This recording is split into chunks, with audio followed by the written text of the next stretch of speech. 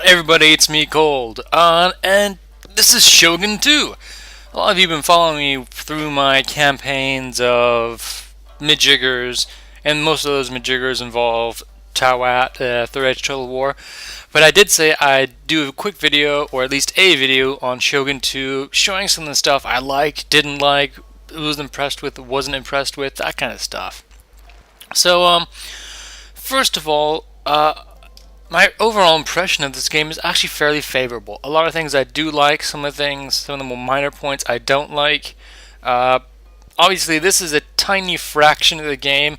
Apparently, it's 1/5, seeing the full game is 15 gigs and this is 5 gigs download, so however you want to call it. Um, I'm not going to go through the entire tutorial campaign with you guys because that would just be silly and take hours.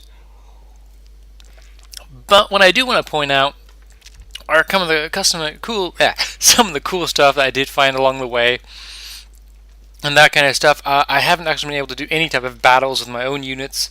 I even raised an entire army and have it sitting here awaiting the final battle, which I did do victoriously. It's all really highly majiggers. Anyway, I want to just talk about a few of the key concepts that, first of all, I really enjoyed, and then go into the stuff I didn't enjoy as much. And I'm going to also probably cut the video at one point or other and go into one of the battles that the demo allows you to do. The one thing I was actually fairly disappointed about is that you weren't even able to do any type of battle, uh, any free range battle.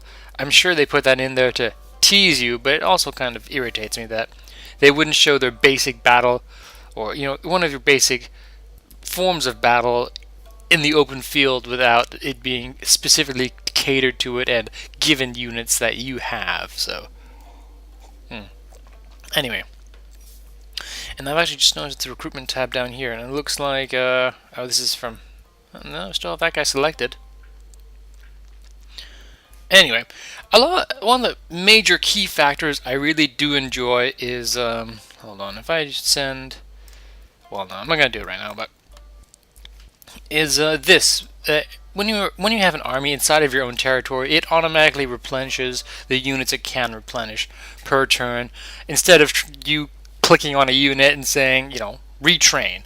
That mechanic makes a whole lot more sense to me. It definitely brings up what I consider to be a much more inline, in tune, a much more fluid way of working with this kind of thing.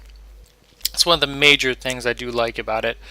I've had a fun time with all my little ninjas and stuff, getting them over here. I've even gone through the entire finance section, trees, all this kind of thing. I've researched everything as much as the demo allows you to do.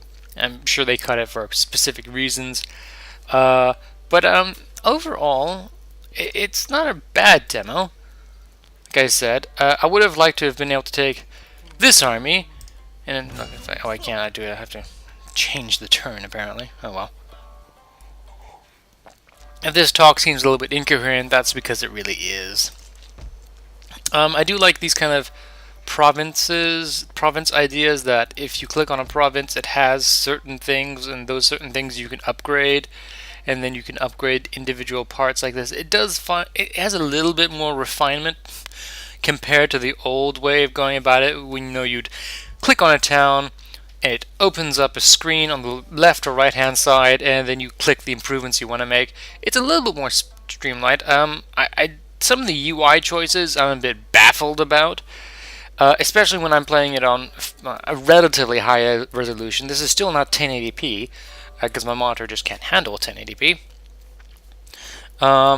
So the one thing that does baffle me is, this stuff down here, and I just made it go away. What? Oh, I guess if you click on something else, it does go away. All this down here, I would like to see on the right-hand side, and then face the other way. There may be an option to change it. This, I actually want to be integrated. I like having a whole bar. It feels incomplete not having this bar taken up. Maybe it's my nostalgia kicking in and going, yeah, this doesn't feel right. But overall, I mean, it's not bad. I like the idea of it. I would when the first time I heard that you it has like only 37 units or something altogether, that I was actually fairly disappointed when I initially heard that, because I thought, well, if I try and play Total War 2 with 37 units, that's just not going to happen. And I can see that Japan is just one country, broken up into several different pieces, each warring faction having their own thing going on. Let me just end the turn here while I jabber on. And I can see that, I can understand it a lot more. I do like the winter thing of, you're going to take units in winter will suffer losses due to attrition. Makes perfect sense. It's actually a very good game mechanic. Can I go over here? Yes, I will declare war on you. I'm declaring war against everyone. The one thing I didn't like is that I couldn't, what's it called, actually assault something. I can continue the siege. It doesn't really matter. I'm just gonna do an auto resolve. I do like how the auto resolve does work though. I'm gonna get a virulent defeat. Fine. Do you want to get upgraded? Oh, a whole bunch of people. Okay. So I'm gonna actually, yes, it's gonna be forced off to move away. Nice. He does go away a little bit. Sorry, I tend to have a really dry mouth right about now. You obviously don't get the whole map, which is a shame. I would have liked to have seen the whole map. That's fine though. But other than that, it's not bad. If I now, take these units, move them up into here. Well, I can't do that yet because it's the wrong season. Oh look, they're going to come out and assault me. Makes perfect sense. I can't flee from the battle. I can only auto-resolve it, obviously. And all my forces will melt away. At least I hope they will. Actually, I'm hoping to have just like one unit left or something. No, they have crushing defeat apparently. I did have a general in there. I'm not too sure. But yes, moving on to that next point. Army was totally miserably crushed. Perfect! In fact, that's going to get my treasury nice and high now again. I do have my domo here. If I go to army, here. I really likes his food. What? I haven't moved this guy for ages, so hold on, I need to sneeze. Apologize for that small in there. I do like the skill tree system they've implemented. I really, it's something that was lacking beforehand. Not from a point of view of they didn't have enough role-playing stuff in a strategy game, because a lot of people really dislike that because it kind of changes the genre.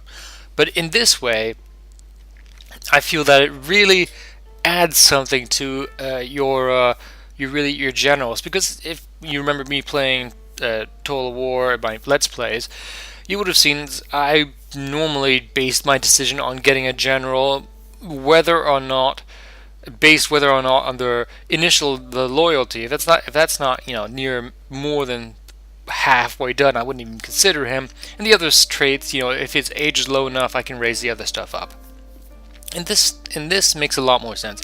You really want to keep your guys alive, just so you can have someone you can rely on him.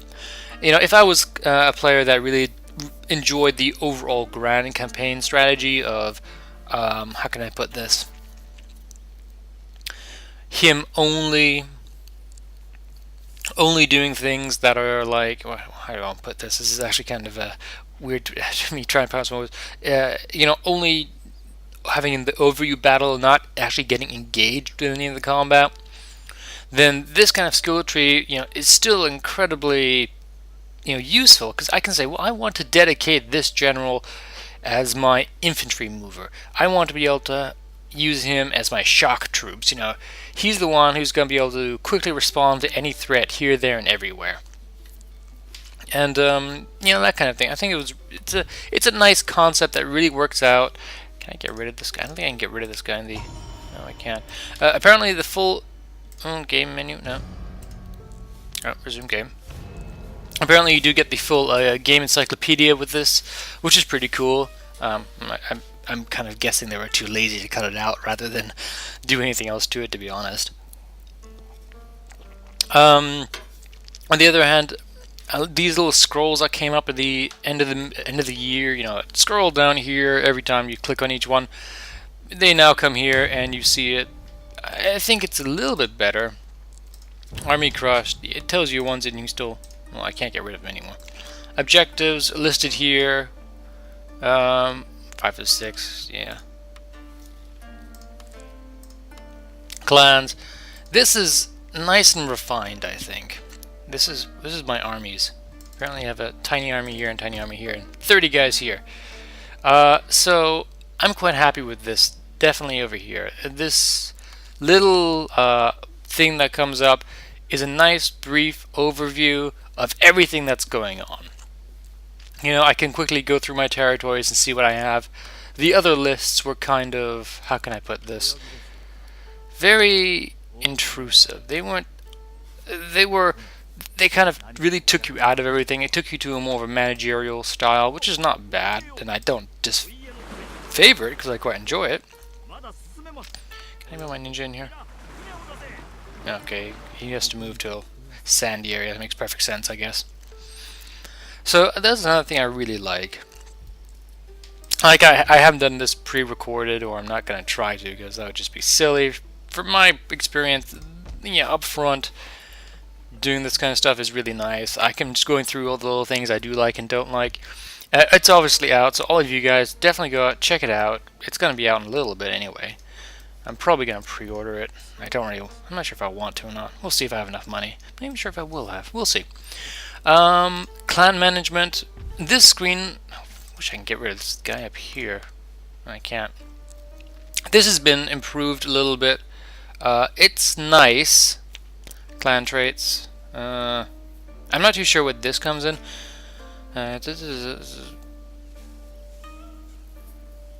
Okay, so basic your traits of your clan. My clan is noted. I like this. It's kind of thing. I'm still not kind of fully sure on, how my food situation works, but I'm sure if I played the original game, it might make more sense. Provinces owned 5. Strongholds Torsa. My enemies are these two guys, and I have trade partnerships with those guys. The family thing has come back, and I can declare these guys heirs and stuff, which was lacking. Oh, nice. A nice way of doing it. I thought I could assign some of these guys. I know I don't. Oh well. If I move on a couple turns, maybe I get a new general. I like the way you can assign. Here we go. Perfect. I'm going to enlist him.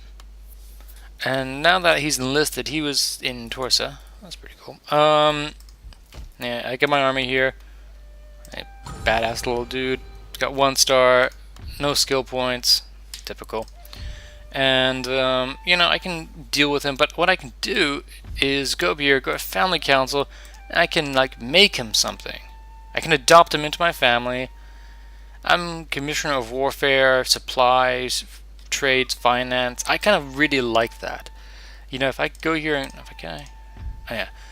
Base Command. He doesn't have any traits or retainers right now. Generals are resistant to morale shocks, encourages. I'll go through that in just a second, actually. I'll have to close that down. But I like the way that I can click on him and go, okay, you know what, you're my Minister of Warfare. Enjoy. His loyalty goes up. That's really cool. Yes. So to me, that's pretty cool. The recruitment stuff, I'm quite enjoying it. They've, like I said, it's much fewer units, so it's a lot more rock, paper, scissors, and, if there was another way of putting it. It shows you each one of these, reloading skills, melee attack, charge attack, bonus cavalry, all that jazz. But it really does break the game down into a lot more rock, paper, scissors, and you know what your troops are good at straight away. I think when you were really looking at the unit information tabs on the older games, I'm mostly referring to Total War 2. Medieval 2. Is, you'd have these numbers you'd be given, but they didn't mean much. What I mean by that is that it didn't mean anything, in fact. You didn't understand what the did. You could intrinsically understand a spearman's good against cavalry, but you didn't understand how good that particular unit was against cavalry. You know, you could look at the stats and kind of realize it, but this bar thing is actually fairly useful.